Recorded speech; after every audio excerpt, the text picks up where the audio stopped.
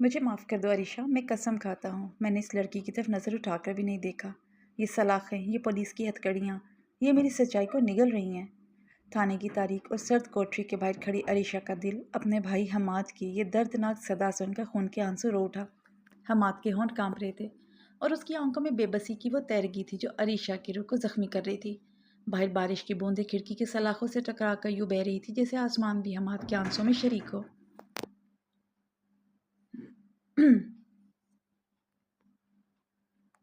باہر بارش کی بوندیں کھڑکی کے سلاخوں سے ٹکرا کر یوں بہہ رہی تھی جیسے آسمان بھی حماد کے آنسوں میں شریک ہو۔ تم خاموش رہو حماد۔ عریشہ نے اپنے کانپتے ہاتھوں سے سلاخوں کو مضبوطی سے تھام لیا۔ اس کی آواز میں بلا کا ضبط اور آنکھوں میں آنسوں کا طوفان تھا۔ تم نے کچھ نہیں کیا۔ میں جانتی ہوں میرا بھائی پاک دامن ہے۔ میں تمہاری بے گناہی ثابت کروں گی، چاہے مجھے اس شہر کے سب سے طاقتور فرعون کے آگے ہی کیوں نہ کھڑا ہونا پڑے۔ حماد نے سلاخوں کے پار اپنی بہن کا ہاتھ تھامنے کی کوشش کی مگر لوہے کی ٹھنڈک کے سوا کچھ ہاتھ نہ آیا۔ عریشہ، امی بابا کے جانے کے بعد تم ہی میری دنیا ہو۔ اگر مجھے کچھ ہو گیا تو تم اکیلی رہ جاؤ گی۔ خدا را اپنی جان خطرے میں مت ڈالنا۔ میری جان کی فکر چھوڑ دو۔ عریشہ نے اپنے آنسو زبردستی روکتے ہوئے کہا، میری فکر صرف یہ ہے کہ تمہارا نام صاف ہو، اور وہ نام صاف کرنے کے لیے میں شامر درانی کے دروازے تک جاؤں گی، چاہے وہ دروازہ آگ کا کیوں نہ ہو۔ اور وہ فرعون کوئی اور نہیں، شامر درانی ہی تھا، وہ شخص جس کے ایک اشارے پر شہر کے سیاسی اور کاروباری ایوان کانپ اٹھتے تھے۔ اس کے لیے قانون محض اس کی جیب کا کھلونا تھا، اور اس وقت اس کا غضب عریشہ کے بے گناہ بھائی پر ٹوٹا تھا۔ ناول زون 24 میں خوش آمدید۔ ہوا کچھ یوں تھا کہ شامر درانی کی اکلوتی اور ناز پروردہ بہن مناہل پر حماد کو ہراساں کرنے کا سنگین الزام لگا کر گرفتار کروا دیا گیا تھا۔ شامر کا دعویٰ تھا کہ حماد نے مناہل کی عزت اور درانی خاندان کے نام پر حملہ کرنے کی کوشش کی ہے، لیکن سچائی یہ تھی کہ حماد کو ایک انتہائی منظم سازش کے تحت پھنسایا گیا تھا۔ اس رات جب پولیس کی گاڑیاں عریشہ کے چھوٹے سے گھر کے سامنے آ کر رکی تھیں تو اس کا دل دھڑکنا بھول گیا تھا۔ ہمسائے کھڑکیوں سے جھانک رہے تھے، سرگوشیاں ہو رہی تھیں اور عریشہ کی برسوں کی محنت سے بنائی گئی عزت کی عمارت پل بھر میں زمین بوس ہونے لگی تھی۔ یہ سب جھوٹ ہے، اس نے پولیس افسر کے سامنے ہاتھ جوڑتے ہوئے کہا تھا۔ میرا بھائی ایسا کر ہی نہیں سکتا، آپ لوگ غلطی کر رہے ہیں۔ مگر افسر کے پاس شامر درانی کا اثر و رسوخ تھا، اور اثر و رسوخ کے سامنے سچائی کی آواز اکثر دب جاتی ہے۔ حماد کو زنجیروں میں جکڑ کے لے جایا گیا اور عریشہ کے قدموں تلے زمین کھسک گئی۔ اگلے دن سے عریشہ نے شامر کے عالیشان آفس کے چکر لگانے شروع کیے، لیکن درانی ہاؤس کے سیکیورٹی گارڈز نے اسے دربان کی طرح دھتکار دیا۔ یہاں سے چلی جاؤ لڑکی، ورنہ ہم پولیس بلا لیں گے، ایک گارڈ نے حقارت سے کہا۔ مجھے صرف 5 منٹ چاہیے، عریشہ نے التجا کی۔ شامر صاحب سے ملنے دیں، بس ایک بار۔ شامر صاحب جیسے لوگ تم جیسی معمولی لڑکیوں سے نہیں ملتے، دوسرے گارڈ نے طنزیہ انداز میں کہا اور دروازہ اس کے منہ پر بند کر دیا۔ شامر درانی تک پہنچنا ایک عام انسان کے لیے ناممکن تھا۔ وہ شہر کے سب سے بڑے کاروباری خاندان کا وارث تھا، سخت گیر، بے رحم اور ہر اس شخص سے نفرت کرنے والا جو اس کے خاندان کی عزت پہ انگلی اٹھائے۔ اس کی والدہ کے انتقال کے بعد مناہل ہی اس کی زندگی کی واحد نرم گوشہ تھی، اور اسی نرم گوشے کو ٹھیس پہنچنے کا سن کر شامر آگ بگولا ہو گیا تھا۔ اگر سیدھے راستے سے راستہ نہیں ملتا تو مجھے وہ راستہ خود بنانا ہوگا، عریشہ نے اپنے آنسو پونچھتے ہوئے اپنے آپ سے وعدہ کیا۔ اس رات وہ سو نہ سکی۔ اس نے سوچا، منصوبہ بنایا، اور آخر کار ایک ترکیب اس کے ذہن میں آئی۔ عریشہ نے دن رات شامر کی روٹین پر نظر رکھنا شروع کی۔ اس کی ایک پرانی سہیلی جو درانی ہاؤس میں ملازمہ تھی، اسے معلوم ہوا کہ شامر اپنی بہن کے علاوہ اپنی ایک انتہائی نایاب سفید فیروزی آنکھوں والی پالتو بلی بیلا سے بے حد محبت کرتا ہے۔ کہا جاتا تھا کہ یہ بلی اس کی والدہ کی آخری نشانی تھی، اور شامر اس کی حفاظت اپنی جان سے زیادہ کرتا تھا۔ اتفاق سے ایک شام جب شامر کے فارم ہاؤس کے قریب افراتفری پھیلی، بجلی کی تاروں میں آگ لگنے سے مزدور بھاگ دوڑ میں لگ گئے، تو وہ نازک جانور خوف کے مارے فارم ہاؤس کے وسیع جنگلاتی رقبے میں کہیں گم ہو گیا۔ درانی ہاؤس میں کوہرام مچ گیا۔ ملازم لالٹینیں لے کر بلی کو ڈھونڈنے نکلے، مگر گھنے جنگل اور تیز بارش نے تلاش کو ناممکن بنا دیا۔ عریشہ نے، جو اپنی سہیلی کے ذریعے خبر سنتے ہی موقع پر پہنچ گئی تھی، اسی لمحے کو غنیمت جانا۔ اس نے شدید بارش اور اندھیرے کی پرواہ کیے بغیر جھاڑیوں اور کٹیلی جھاڑ جھنکار سے گزر کر اس نازک جانور کو تلاش کرنا شروع کیا۔ کانٹے اس کے ہاتھوں کو زخمی کرتے رہے، کیچڑ اس کے قدموں کو جکڑتا رہا، مگر عریشہ نہ رکی۔ بیلا، بیلا کہاں ہو تم؟ وہ اندھیرے میں پکارتی رہی، اس کی آواز بارش کے شور میں دب جاتی۔ آخر کار ایک پرانے درخت کی کوکھ میں خوف سے کانپتی ہوئی وہ بلی مل گئی۔ عریشہ نے اسے نرمی سے اپنی گود میں اٹھایا، اپنی بھیگی چادر میں لپیٹا اور اسی راستے سے واپس درانی ہاؤس کی طرف بھاگی۔ گھنٹوں کی محنت کے بعد جب وہ زبردست بارش میں بھیگی ہوئی، ہاتھوں پر خراش چلی اور پیروں سے خون بہاتی ہوئی شامیر کے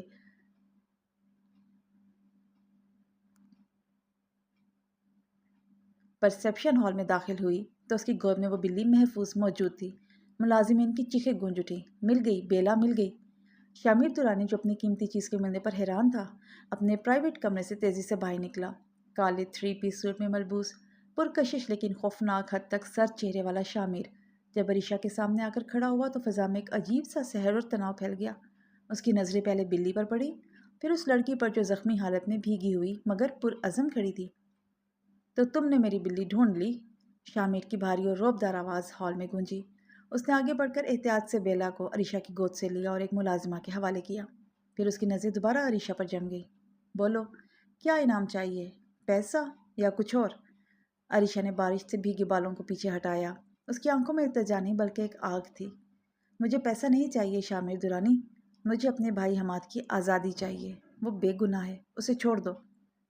شامیر کے چہرے کا رنگ بدل گیا۔ اس کے لبوں پر ایک زہریلی مسکراہٹ ابھری، مگر آنکھوں میں غصے کی چنگاری بھڑک اٹھی۔ اس نے قدم آگے بڑھایا اور عریشہ کے بالکل قریب آ کر اس کی تھوڑی کو اپنی سخت انگلیوں کی گرفت میں لے لیا۔ دونوں کی سانسیں ایک دوسرے سے ٹکرانے لگیں۔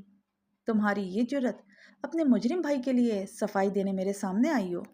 شامیر نے اس کی آنکھوں میں جھانکتے ہوئے کہا۔ تمہارے بھائی نے میری بہن پر ہاتھ ڈالنے کی جرت کی ہے، اس کی سزا صرف جیل نہیں، تباہی ہے۔ وہ بے گناہ ہے، عریشہ نے اپنی تھوڑی جھٹک کر آزاد کرائی۔ اس کی آواز میں لرزش کے باوجود عزم تھا۔ اور اگر آپ کے دل میں ذرا سی بھی انصاف پسندی باقی ہے تو آپ خود تحقیق کریں گے، آپ کو پتہ چل جائے گا کہ حماد نے کچھ نہیں کیا۔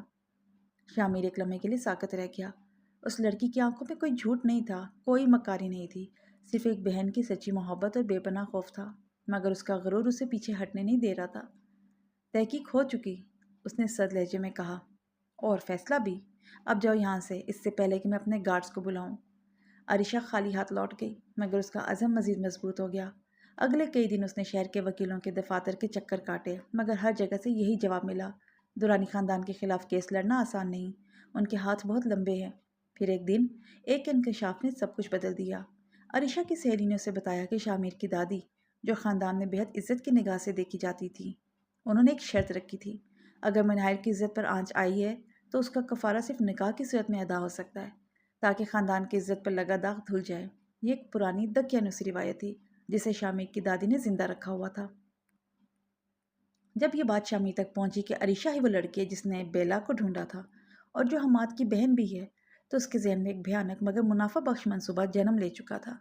اگر عریشہ اس سے نکاح کر لے تو ایک طرف دادی کی شرط پوری ہو جائے گی اور دوسری طرف حماد پر لگے الزام کی قیمت بھی چکائی جا سکے گی، اور تیسری طرف اگر شامیر نے یہ بات خود سے بھی چھپائی، اس کے دل میں کہیں نہ کہیں اس لڑکی کی بے خوفی اور جرت نے ایک انمٹ نقش چھوڑ دیا تھا۔ شامیر خود عریشہ کے گھر پہنچا۔ اس کی گاڑی کے باہر رکتے ہی پورا محلہ کھڑکیوں میں جمع ہو گیا۔ عریشہ نے دروازہ کھولا تو سامنے شامیر درانی کو کھڑا دیکھ کر حیرت سے جم گئی۔ تم یہاں کیا کر رہے ہو؟ اس نے پوچھا۔ ایک سودا لے کر آیا ہوں، شامیر نے اندر داخل ہوتے ہوئے کہا۔ اس کی نظریں گھر کی سادگی کا جائزہ لے رہی تھی۔ اگر تم چاہتی ہو کہ تمہارا بھائی رہا ہو جائے بغیر کسی مقدمے کے، بغیر کسی داغ کے، تو تمہیں مجھ سے نکاح کرنا ہوگا۔ عریشہ کے قدموں تلے زمین نکل گئی۔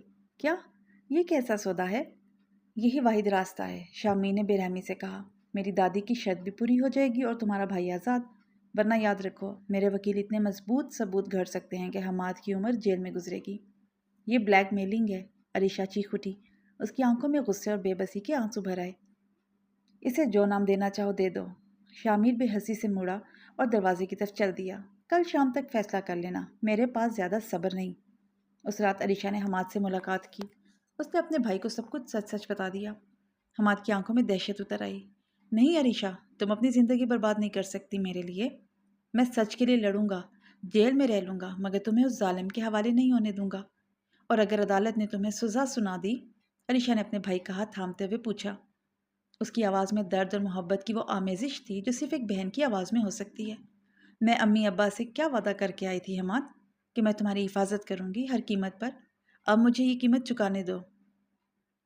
حماد کی آنکھوں سے آنسو بہہ نکلے۔ تم اپنی زندگی کیوں قربان کر رہی ہو؟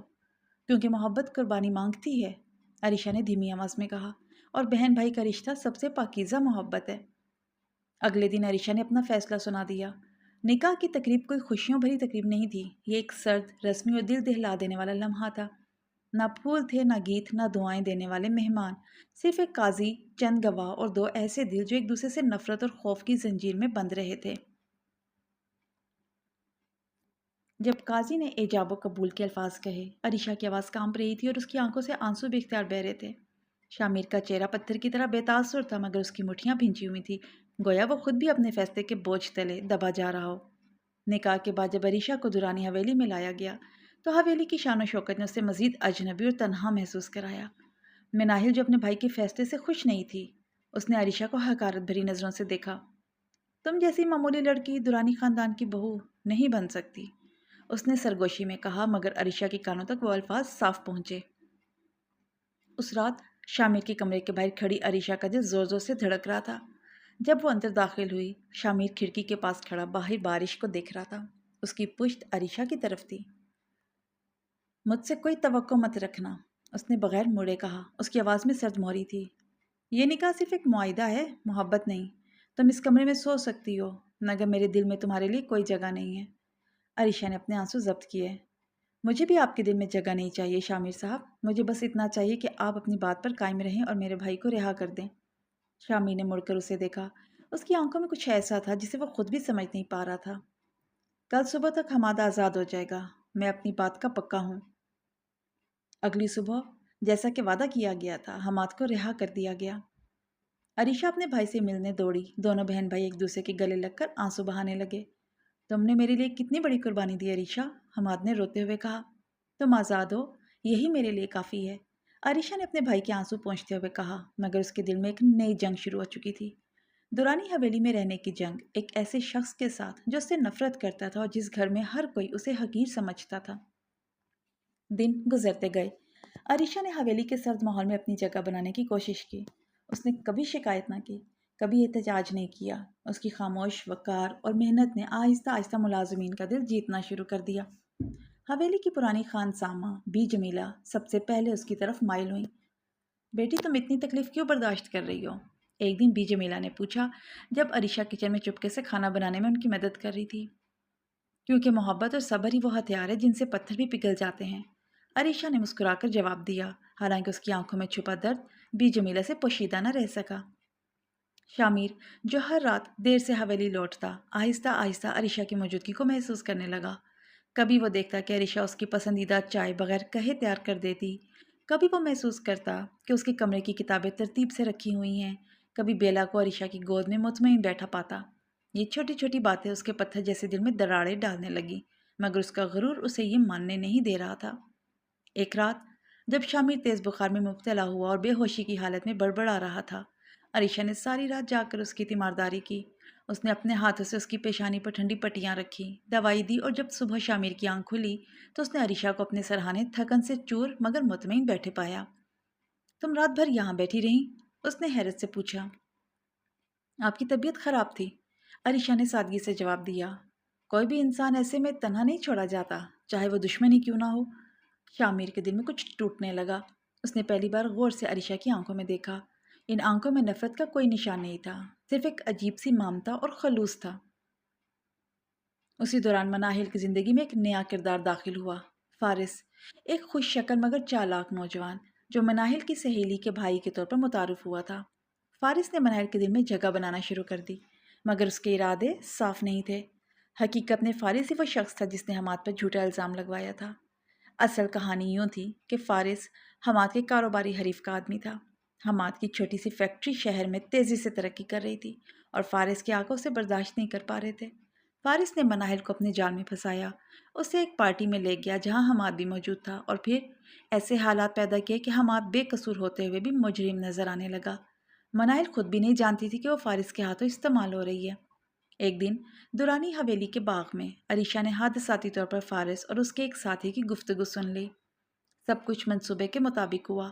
فارس اپنے ساتھی سے سرگوشی میں کہہ رہا تھا، حماد اب اندر ہے اور شامیر کا دھیان اپنی بہن کی عزت بچانے میں لگا ہوا ہے۔ اب صرف انتظار کرنا ہے کہ حماد کی فیکٹری کا حصہ ہمارے آقا کے ہاتھ آ جائے۔ عریشہ کے پیروں تلے زمین نکل گئی۔ اس نے فوراً سمجھ لیا کہ یہ سب ایک سازش تھی اور مناہل بھی اس سازش کا شکار تھی، نہ کہ اصل مجرم۔ مگر ثبوت کے بغیر شامیر کو یقین دلانا ناممکن تھا۔ خاص طور پر جب فارس نے مناہر کے دل میں جگہ بنا لی تھی اور شامر کی نظروں میں بھی اپنے آپ کو ایک شریف انسان کے طور پر پیش کیا تھا۔ عریشہ نے چپکے سے اس گفتگو کو اپنے موبائل میں ریکارڈ کرنا شروع کیا، مگر اسی لمحے اس کے پاؤں کے نیچے ایک سوکھی ٹہنی چٹ گئی۔ فارس نے فوراً مڑ کر دیکھا۔ کون ہے وہاں؟ وہ چلایا۔ عریشہ کا دل زور سے دھڑکا۔ اس نے فوراً اپنے آپ کو جھاڑیوں کے پیچھے چھپا لیا اور فارس کے قدموں کی آہٹ قریب آتی محسوس کی۔ فارس کے قدموں کی آہٹ جھاڑیوں کے بالکل قریب آ چکی تھی۔ عریشہ نے اپنی سانس روک لی، اپنے موبائل کو مضبوطی سے مٹھی میں دبایا اور دل ہی دل میں دعا کرنے لگی۔ اسی لمحے حویلی کے مالی نے باغ کے دوسرے کونے سے آواز دی، فارس صاحب، آپ کی گاڑی نکالنی ہے کیا؟ فارس کا دھیان بٹا اور وہ ہلکے سی جھجک کے بعد دوسری طرف مڑ گیا۔ کوئی آواز کا وہم ہوگا، اس نے اپنے ساتھی سے کہا اور دونوں آگے بڑھ گئے۔ عریشہ نے سکون کا سانس لیا، مگر اس کا دل اب بھی زور زور سے دھڑک رہا تھا۔ اس نے فوراً وہاں سے نکلنے کا فیصلہ کیا اور تیز قدموں سے حویلی کی طرف بڑھی۔ راستے میں اس کا سامنا شامیر سے ہو گیا جو باغ کی طرف ہی آ رہا تھا۔ تم اس وقت باغ میں کیا کر رہی تھی؟ تمہارا رنگ اتنا زرد کیوں ہو رہا ہے؟ شامیر نے فکر مندی سے پوچھا، ایسی فکر مندی جو اس نے پہلے کبھی ظاہر نہیں کی تھی۔ عریشہ کے ذہن میں ایک لمحے کے لیے خیال آیا کہ سب کچھ ابھی بتا دے، مگر پھر اسے یاد آیا کہ فارس منائل کا منگیتر جیسا دوست بن چکا تھا اور بغیر ٹھوس ثبوت کے یہ الزام لگانا الٹا اسے اور حماد کو مزید مشکل میں ڈال سکتا تھا۔ اسے پہلے ریکارڈنگ کو محفوظ کرنا تھا اور مزید ثبوت اکٹھے کرنے تھے۔ کچھ نہیں، بس ہوا خوری کر رہی تھی، اس نے مسکرانے کی کوشش کرتے ہوئے جھوٹ بولا۔ شامر کی آنکھوں میں شک کی ایک لہر دوڑی، مگر اس نے مزید سوال نہ کیا۔ رات ہو چکی ہے، اندر چلو۔ اس کے لہجے میں ایک انجانی نرمی تھی جو عریشہ کو حیران کر گئی۔ اس رات عریشہ اپنے کمرے میں بیٹھی ریکارڈنگ کو بار بار سن رہی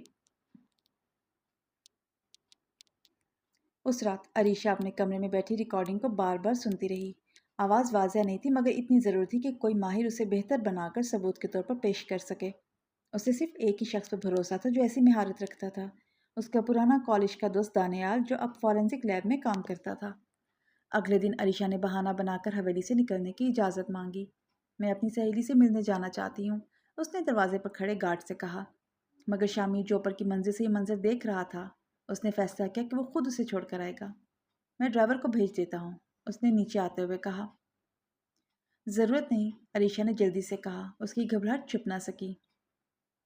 شامیر کی آنکھیں مزید سکڑ گئیں۔ تم کچھ چھپا رہی ہو عریشہ؟ پہلے باغ میں تمہارا زرد چہرہ اور اب یہ گھبراہٹ، کیا بات ہے؟ عریشہ نے ایک لمحے کے لیے سوچا، پھر فیصلہ کیا کہ اسے سچ بتانا ہوگا، مگر پورا نہیں، صرف اتنا کہ وہ حماد کی بے گناہی کا ثبوت ڈھونڈ رہی ہے۔ میں کچھ لوگوں کی باتیں سن رہی تھی، مجھے لگتا ہے حماد کے خلاف سازش ہوئی تھی، میں ثبوت اکٹھے کر رہی ہوں۔ شامر کا چہرہ سخت ہو گیا۔ تم اب بھی اس بات پہ یقین رکھتی ہو کہ حماد بے گناہ ہے؟ اتنے ثبوت، اتنی گواہیاں، اور تم اب بھی؟ میں اپنے بھائی کو جانتی ہوں شامر صاحب، عریشہ کی آواز میں ایک عجیب سا وقار تھا، اور ایک دن میں یہ ثابت کر کے دکھاؤں گی، چاہے آپ یقین کریں یا نہ کریں۔ شامر کچھ دیر خاموش کھڑا رہا، پھر اس نے اپنی گاڑی کی چابی نکالی۔ چلو میں خود لے جاتا ہوں تمہیں، اگر تم سچ کہہ رہی ہو تو مجھے بھی جاننا چاہیے۔ راستے میں دونوں خاموش رہے، مگر یہ خاموشی پہلے جیسی سرد نہیں تھی، اس میں ایک انجانا تجسس، ایک انکہا اعتماد پنپ رہا تھا۔ دانیال کی لیب پہنچ کر عریشہ نے ریکارڈنگ دی اور دانیال نے وعدہ کیا کہ وہ اسے صاف کر کے قابل سماعت بنا دے گا۔ واپسی کے سفر میں بارش پھر شروع ہو گئی۔ گاڑی ایک ویران سڑک پر رک گئی، انجن میں کچھ خرابی آ گئی تھی۔ دونوں کو ایک چھوٹے سے ڈھابے میں پناہ لینی پڑی جب تک مکینک نہیں آ جاتا۔ چائے کی گرم پیالی ہاتھ میں لیے شامی نے پہلی بار عریشہ سے نرمی سے بات کی۔ تمہاری زندگی کیسی تھی شادی سے پہلے؟ عریشہ نے حیرت سے اسے دیکھا۔ یہ پہلا موقع تھا جب شامی نے اس کی ذاتی زندگی میں دلچسپی دکھائی تھی۔ سادہ سی، امی ابا کے انتقال کے بعد میں نے اور حماد نے ایک دوسرے کا سہارا بن کر زندگی گزاری۔ میں ایک اسکول میں پڑھاتی تھی، حماد نے چھوٹی سی فیکٹری شروع کی، ہم خوش تھے، غریب صحیح مگر خوش۔ اور اب؟ شامی نے پوچھا، اس کی آواز میں ایک عجیب سی لرزش تھی۔ کیا تم اب بھی اتنی ہی ناخوش ہو جتنی نکاح کے دن تھی؟ عریشہ نے اپنی چائے کی پیالی کو گھورا۔ میں نے کبھی خوشی کی توقع نہیں کی تھی شامر صاحب، میں نے صرف اپنے بھائی کی حفاظت کی توقع کی تھی جو پوری ہو گئی، باقی سب زندگی کا حصہ ہے۔ شامی نے کچھ نہ کہا، مگر اس رات پہلی بار اس کے دل میں ایک احساس سے جرم نے جنم لیا کہ اس نے ایک بے قصور باہمت لڑکی کی زندگی کو اپنے غرور کی بھین چڑھا دیا تھا۔ چند دن بعد دانیال نے عریشہ کو بتایا کہ ریکارڈنگ صاف ہو چکی ہے اور اس میں فارس کی آواز واضح طور پر پہچانی جا سکتی ہے، لیکن صرف آواز کافی نہیں ہوگی عریشہ۔ دانیال نے خبردار کیا، تمہیں مزید ثبوت چاہیے ہوں گے، شاید اس کے آقا سے رابطے کے ثبوت، پیسوں کی ٹرانزیکشنز، کوئی میسج۔ عریشہ نے اپنی سہیلی کی مدد سے منال کے قریب جانے کی کوشش کی۔ اگرچہ منال شروع میں سرد موری سے پیش ہے، مگر آہستہ آہستہ عریشہ کی مخلصی اور صبر نے اس کا دل نرم کرنا شروع کر دیا تھا۔ ایک دن جب منال اپنے کمرے میں اداس بیٹھی تھی، عریشہ اس کے پاس گئی۔ منال، مجھے معلوم ہے تم مجھ سے خوش نہیں ہو، عریشہ نے نرمی سے کہا، مگر میں تمہاری دشمن نہیں ہوں۔ کیا تم مجھے بتا سکتے ہو کہ فارس سے تمہاری ملاقات کیسے ہوئی؟ منال نے حیرت سے اسے دیکھا۔ تمہیں فارس سے کیا لینا دینا؟ مجھے لگتا ہے وہ ایماندار نہیں ہے، عریشہ نے احتیاط سے کہا، اور مجھے ڈر ہے کہ وہ تمہیں استعمال کر رہا ہے۔ مناہر کے چہرے پر پہلے غصہ آیا، پھر آہستہ آہستہ شک کے سائے نمودار ہوئے۔ کیا مطلب ہے تمہارا؟ عریشہ نے احتیاط سے تھوڑا تھوڑا کر کے اپنی سنی ہوئی گفتگو کا ذکر کیا، بغیر پورا سچ بتائے، تاکہ مناہر حد سے زیادہ خوفزدہ نہ ہو۔ مناہر کچھ دیر خاموش بیٹھی رہی، پھر اس نے اپنا موبائل نکالا۔ فارس نے مجھے کچھ تحفے دیے تھے، اس نے کانپتی آواز میں کہا، اور ایک دن میں نے غلطی سے اس کا دوسرا فون دیکھ لیا تھا۔ اس میں کچھ عجیب میسیجز تھے، کسی باس کے نام سے۔ میں نے اس وقت زیادہ توجہ نہیں دی، سوچا شاید کاروباری بات ہوگی۔ کیا تم وہ میسیجز مجھے دکھا سکتی ہو؟ عریشہ نے پوچھا، اس کا دل زور سے دھڑک رہا تھا۔ مینائی نے ہچکچاتے ہوئے اپنے فون میں پرانی تصویریں تلاش کی جو اس نے کبھی مذاق میں اس دوسرے فون کی سکرین کی کھینچ لی تھی۔ ایک میسیج میں صاف لکھا تھا، حماد کا کام ہو گیا، اب اگلا مرحلہ فیکٹری کے کاغذات پر قبضہ کرنا ہے، مناہل کو مزید تھوڑا اور وقت دو۔ مناہل کا چہرہ سفید پڑ گیا۔ یہ ثبوت ہے مناہل، عریشہ نے اس کے کانپتے ہاتھ تھامے۔ فارس نے تمہیں استعمال کیا تاکہ حماد کو پھنسایا جا سکے اور اس کی فیکٹری پر قبضہ کیا جا سکے۔ تمہاری کوئی غلطی نہیں ہے، مگر ہمیں یہ سچ سب کے سامنے لانا ہوگا۔ مناہل کی آنکھوں سے آنسو بہہ نکلے۔ میں نے ایک بے گناہ کی زندگی برباد کر دی، مجھے معاف کر دو عریشہ۔ تم نے کچھ غلط نہیں کیا، عریشہ نے اسے گلے لگا لیا۔ تم بھی اسی سازش کا شکار ہوئی ہو جس کا حماد ہوا، اب ہمیں مل کر سچائی سامنے لانی ہے۔ اس رات عریشہ اور مناہل مل کر شامیر کے پاس گئیں۔ جب شامیر نے میسیجز کی تصویریں دیکھیں اور دانیال کی صاف کی گئی ریکارڈنگ سنی تو اس کا چہرہ غصے اور شرمندگی کے ملے جلے تاثرات سے سرخ ہو گیا۔ یہ کیسے ممکن ہے؟ اس نے اپنے ہاتھوں میں سر تھام لیا۔ میں نے ایک بے گناہ نوجوان کو جیل بھجوا دیا اور ایک بے قصور لڑکی کی زندگی برباد کر دی، صرف اپنے غرور کی خاطر۔ اس نے اٹھ کر عریشہ کی طرف دیکھا، اس کی آنکھوں میں ندامت کا سمندر تھا۔ عریشہ، میں نے تمہارے ساتھ جو کیا، میں نے تمہیں مجبور کیا، تمہاری زندگی چھینی، تمہیں بلیک میل کیا، اور تم پھر بھی خاموشی سے میرے گھر کی خدمت کرتی رہی، میری بیمار پرسی کی، میری بہن کا دل جیتا۔ میں کس منہ سے تم سے معافی مانگوں؟ عریشہ کی آنکھوں میں بھی آنسو تھے، مگر اس کی آواز مضبوط تھی۔ میں نے یہ سب اپنے بھائی کے لیے کیا شامیر صاحب، آپ کے لیے نہیں۔ مگر اب مجھے صرف یہ چاہیے کہ سچائی سامنے آئے اور فارس کو اس کے کیے کی سزا ملے۔ شامیر نے فوراً اپنے وکیلوں کو بلایا۔ رات بھر کی محنت سے ثبوتوں کی بنیاد پر ایک مضبوط کیس تیار کیا گیا۔ اگلی صبح فارس اور اس کے آقا، جو دراصل حماد کے کاروباری حریف کا بھتیجا نکلا، دونوں کو گرفتار کر لیا گیا۔ عدالت میں ریکارڈنگ اور میسیجز پیش کیے گئے اور حماد کا نام مکمل طور پر بے داغ قرار دے دیا گیا۔ فارس نے عدالت میں اعتراف کر لیا کہ اس نے حماد کی بڑھتی ہوئی فیکٹری کو تباہ کرنے کے لیے یہ سازش رچی تھی اور مناہل کو محض ایک ذریعہ بنایا تھا۔ مناہل، جو پہلے شرمندگی سے سر جھکائے بیٹھی تھی، اب سکون کا سانس دے چکی تھی۔ بالآخر سچائی سامنے آ گئی تھی۔ عدالت سے واپسی پر حویلی میں ایک عجیب سا سکوت طاری تھا۔ شامیر اپنے کمرے میں تنہا بیٹھا اپنی زندگی کے سب سے بڑے فیصلوں پر نظر ثانی کر رہا تھا۔ اسے احساس ہو چکا تھا کہ عریشہ کوئی معمولی لڑکی نہیں تھی، وہ ایک ایسی عورت تھی جس نے مشکل ترین حالات میں بھی اپنا وقار، اپنی محبت اور اپنا ضمیر برقرار رکھا۔ اس شام شامیر عریشہ کے کمرے میں گیا۔ عریشہ کھڑکی کے پاس بیٹھی ہاتھ میں حماد کی پرانی تصویر لی اپنے آنسو پونچھ رہی تھی۔ عریشہ، شامیر نے آہستہ سے پکارا۔ عریشہ نے مڑ کر دیکھا۔ جی شامیر صاحب۔ مجھے شامیر صاحب مت کہو، اس نے قدم آگے بڑھاتے ہوئے کہا۔ اس کی آواز میں ایک نئی نرمی تھی جو عریشہ نے پہلے کبھی نہیں سنی تھی۔ میں جانتا ہوں کہ میں نے تمہیں معاف کیے جانے کے قابل نہیں چھوڑا، میں نے تمہیں مجبور کیا، تمہاری عزت نفس کو مجروح کیا، تمہاری خوشیاں چھینی، مگر ان مہینوں میں تمہاری خاموش محبت، تمہارے صبر اور تمہاری بے پناہ ہمت نے میرا غرور توڑ دیا ہے۔ اس نے عریشہ کے سامنے گھٹنے ٹیک دیے۔ وہ شامیر جس کے سامنے بڑے بڑے تاجر اور سیاستدان جھکتے تھے، آج ایک عام سی لڑکی کے سامنے جھک گیا تھا۔ عریشہ، میں تم سے معافی مانگتا ہوں، اور اگر تم مجھے ایک موقع دو تو میں باقی زندگی تمہاری محبت کمانے میں گزار دوں گا۔ یہ نکاح اب صرف ایک معاہدہ نہیں رہا میرے لیے، یہ میری زندگی کی سب سے بڑی حقیقت بن چکا ہے۔ میں تم سے محبت کرتا ہوں عریشہ، سچے دل سے۔ عریشہ کی آنکھوں سے آنسو بے اختیار بہہ نکلے۔ مہینوں کی تکلیف، تنہائی اور خوف اس کے دل میں جمع تھے، مگر شامیر کی آنکھوں میں جھلکتا خلوص اسے جھٹلا نہیں پا رہی تھی وہ۔ میں نے کبھی نہیں سوچا تھا کہ تم اپنے غرور سے نیچے اتر کر یہ الفاظ کہو گے، اس نے آہستہ سے کہا۔